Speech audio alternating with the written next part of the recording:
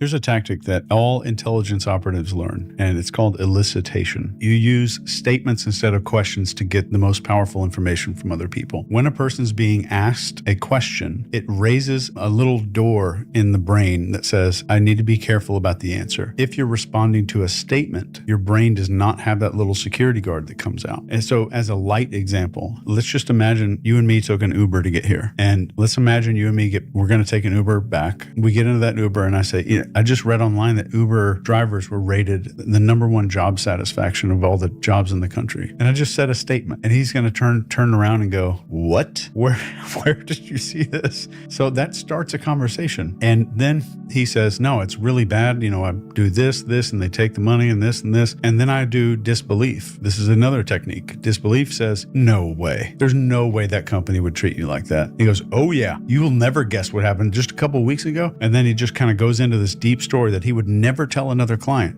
Who does he tell these stories to?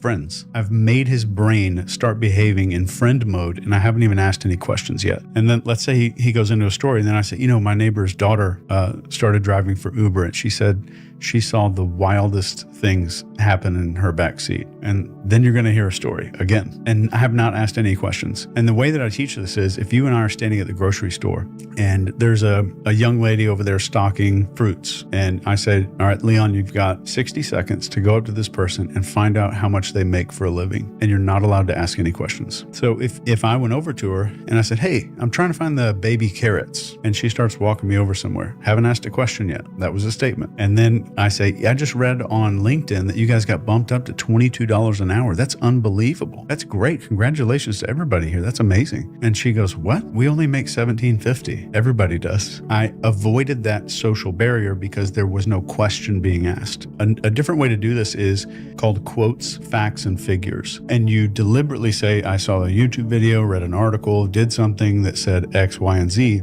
and it triggers a need in the human brain that's almost irresistible. And it's called the need to correct the record. And the next way we do this is just making what's called a provocative statement. So let's say I asked you what you do for a living and you say, well, I make YouTube videos. Now I'm starting this new podcast thing and it's been interesting. It's been a good career change. And I say, wow, YouTube, that has got to be challenging. And then it starts coming out. It's like people can't resist. And then let's say you said, well, yeah, it's challenging. We did this, and monetizing and YouTube language and whatever else. And I said, I cannot imagine what that is. That's got to be really stressful. It's got probably keeps you up at night. And then just, when I'm editing videos and then let's say you just talked about editing a video and I said editing videos and then you would keep talking.